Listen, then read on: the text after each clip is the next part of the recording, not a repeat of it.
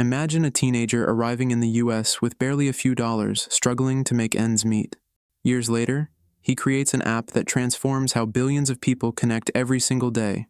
This isn't just a story of success, it's a story of resilience and innovation.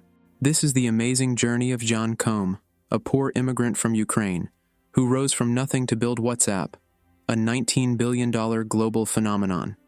His path wasn't easy, but it's nothing short of inspiring. Koum was born in a small village in Ukraine, where life was anything but easy. Growing up in poverty, his family faced daily struggles to make ends meet, living in a home without running water or reliable electricity. Adding to the hardships, Ukraine was engulfed in political and social unrest, making life uncertain and unsafe. Jan's family struggled to make ends meet. His mother worked as a babysitter while Jan took on odd jobs, such as cleaning houses and grocery stores. He was determined to learn and improve his situation. When Jan was 16 years old, he and his mother decided to move to the United States in search of a better life. They settled in Mountain View, California, where Jan faced new challenges. The transition was tough.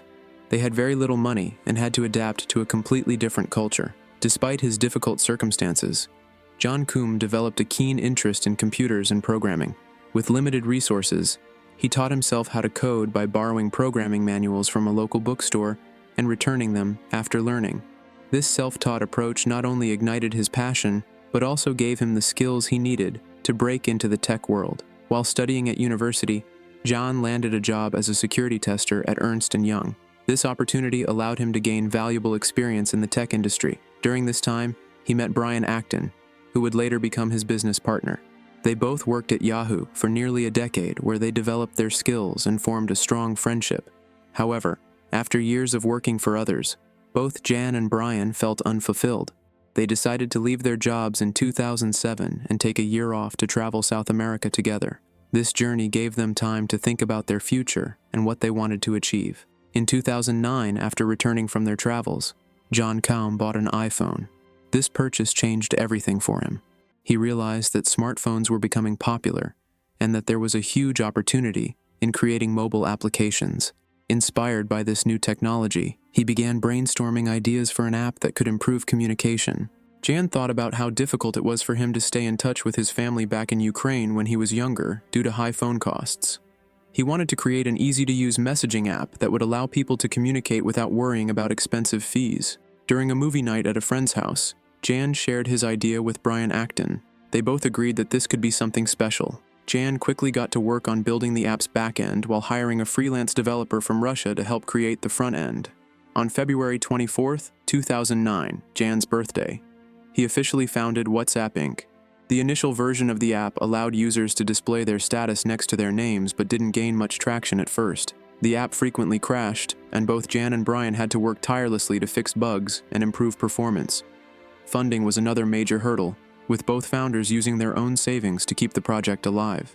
At one point, Jan even considered abandoning the idea altogether. However, the pair's persistence and belief in their vision kept them going. However, everything changed when Apple introduced push notifications later that year. This feature allowed users to receive instant updates whenever their friends changed their status or sent messages. Jan realized that this could turn WhatsApp into a messaging platform rather than just a status app. He quickly pivoted the app's focus toward messaging and invited Brian Acton to join him as co-founder. Together, they worked tirelessly on improving WhatsApp's functionality and user experience. WhatsApp was officially launched on November 2009 on the App Store. Initially, it struggled with user adoption, but began gaining popularity after implementing push notifications. People loved being able to message friends without incurring SMS charges. As word spread about the app's simplicity and effectiveness, downloads skyrocketed. By 2013, WhatsApp had amassed over 200 million users worldwide, an incredible achievement for such a young company. To sustain growth and cover costs, they decided to charge users $1 per year after offering the first year free. Unlike many other apps that relied on advertisements for revenue, WhatsApp maintained a strict no-ads policy. As WhatsApp continued to grow rapidly, Jan and Brian realized they needed funding to support their expanding user base and cover operational costs like SMS verification texts. In October 2009, Brian reached out to former colleagues from Yahoo who helped raise $250,000 in seed funding for WhatsApp. With this financial backing, They could focus entirely on improving the app without worrying about personal finances or salaries during those early years. By early 2014, WhatsApp had grown tremendously with millions of active users sending billions of messages daily. It became clear that they had created something special, a platform that connected people across borders without barriers. In February 2014, Facebook announced its intention to acquire WhatsApp for an astounding $19 billion, one of the largest tech acquisitions in history at that time. This deal not only made Koum one of the richest men in the world, but also validated his vision of creating a global messaging service that transcended traditional communication methods. Even after the acquisition, Koum stayed true to the principles that made WhatsApp a success. He insisted on keeping the app free of ads, staying focused on simplicity, and maintaining user privacy. Koum believed that personal communication should remain private and never be compromised for profits, a stance that earned him immense respect but also led to challenges later on. This unwavering commitment to values set WhatsApp apart and solidified its place as a trusted platform for billions of users worldwide. Today, WhatsApp is used by over 2 billion people worldwide for messaging and voice calls, making it one of the most popular communication tools available. It has transformed how we connect with friends and family across different countries and cultures. Koum's journey from poverty in Ukraine to co-founding one of the most influential tech companies is truly inspiring. His story reminds us that with hard work, determination, and innovative thinking, anyone can achieve their dreams regardless of their background or circumstances. Koum's story is not just about creating an app, it's about resilience and innovation against all odds. His journey reflects the immigrant experience, facing challenges head-on while striving for success in a new land.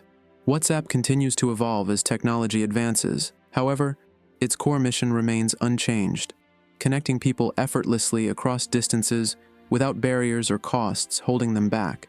As we send messages today through this incredible platform created by an immigrant who dared to dream big, let us remember that great ideas can come from anywhere and anyone can change the world with their vision. Now it's your turn. What's your favorite success story, or which part of Koum's journey inspired you the most? Let me know in the comments below, and don't forget to like, share, and subscribe for more incredible stories that redefine what's possible.